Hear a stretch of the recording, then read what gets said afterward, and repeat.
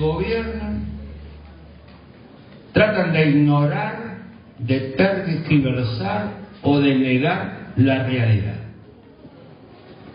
Porque si no hablamos de la realidad, no se puede modificar los hechos que en esa realidad andan mal. Digo, acá hay un amigo, como es Andrés de Leo, de la coalición cívica, cuyo líder mayor es Lilita Carrió. Digo, ¿de qué sirve que Lilita Carrió, junto con otros diputados radicales y de otras expresiones políticas, hagan denuncias en la justicia sobre la corrupción de este gobierno si después un sector de la sociedad va y lo vota igual? Entonces, ¿para qué sirve la política si frente a tanta impunidad que ve que se organiza desde el Estado Nacional esa impunidad para proteger todos los casos de corrupción? Podría dar algunos ejemplos, comenzando por el vicepresidente, por Lázaro Báez, por la muerte de Nisman, por los hoteles en el sur, etcétera, etcétera, que la verdad genera desánimo, genera preocupación. Porque cuando el gobierno de turno no escucha a la gente y cree que a la gente se le puede imponer un relato que no tiene que ver con la realidad, uno dice, o esta gente nos tomó por demasiado tontos, o esta gente son lo suficientemente cínicos como para hacernos creer lo que no existe. Pero después miramos las encuestas y resulta que el candidato de la presidenta está cabeza a cabeza con los candidatos de nuestro espacio político. Cambiemos, se llama nuestro espacio político para aquella gente que por ahí no está muy involucrada en la política. En ese espacio Cambiemos, el 9 de agosto tenemos 3 precandidatos a presidente. Ernesto Sanz por la Unión Cívica Radical, Mauricio Macri por el PRO y Elisa Carrió por la coalición cívica. Y el que gane el 9 de agosto va a tener el apoyo de todos nosotros, sin importar al espacio que pertenecemos, para llevarlo al triunfo en octubre, porque hay que terminar con esta mentira.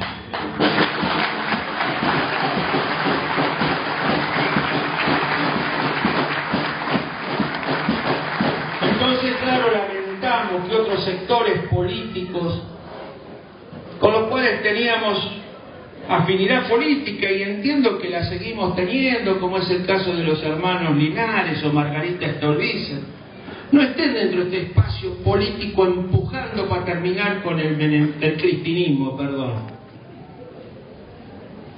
Porque en la medida en que se divida el voto de la oposición se favorece a Scioli. Tenemos que estar todos juntos en el mismo espacio, empujando en el mismo sentido. Y entonces yo me pregunto, ¿para qué sirve la política si la corrupción avanza? ¿Para qué sirve la política si la drogadicción avanza? Yo le pregunto a cada uno de los jóvenes y no tan jóvenes que a lo mejor están aquí o afuera sin trabajo, ¿para qué les sirve la política si no tienen trabajo? ¿Para qué les sirve la política?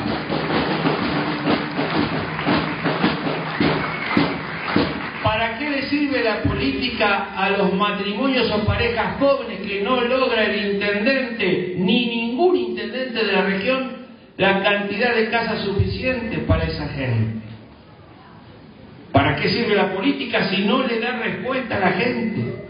En estos 11 o 12 años del kirchnerismo he llegado a la conclusión que para algunos partidos políticos que están en el gobierno la política les sirve para enriquecerse.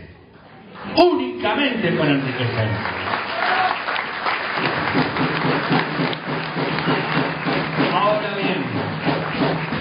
Ahora bien, sería injusto echarle las culpas de esta situación únicamente al gobierno.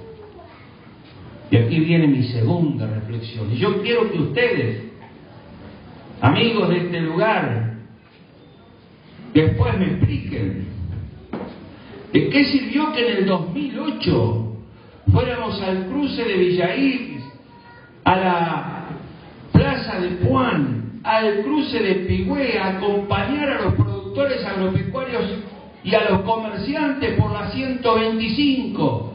Si en el 2011 junta el 54% Cristina Fernández de Kirchner y muchos de ellos fueron y la votaron. ¿Para qué sirvió tanto esfuerzo? Por supuesto, las advertencias que en aquel tiempo le hacíamos sobre lo que iba a ocurrir con Cristina en el gobierno, muchos no quisieron creerlas. Después, frente a la realidad de que venían por todo, que le ponían el pie en el cuello al productor agropecuario y al comerciante agobiándolo con impuestos, muchos nos pidieron que defendiéramos a esas pequeñas pymes o pequeñas empresas.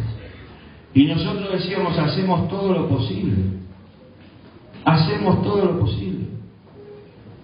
Pero nos dieron un tenedor para luchar contra los que le dieron la espada.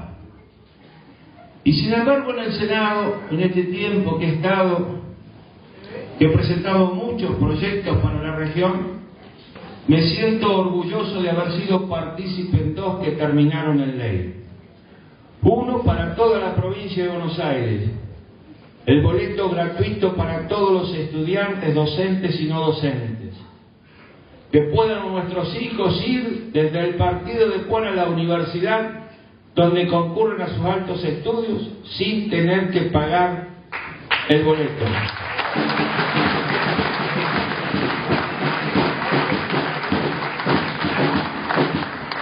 Y el segundo es la declaración de zona austral desfavorable que va desde el cuartel 5 al 11 del partido de Puan, con la exención absoluta de todos los impuestos provinciales, incluidas las patentes de los automotores.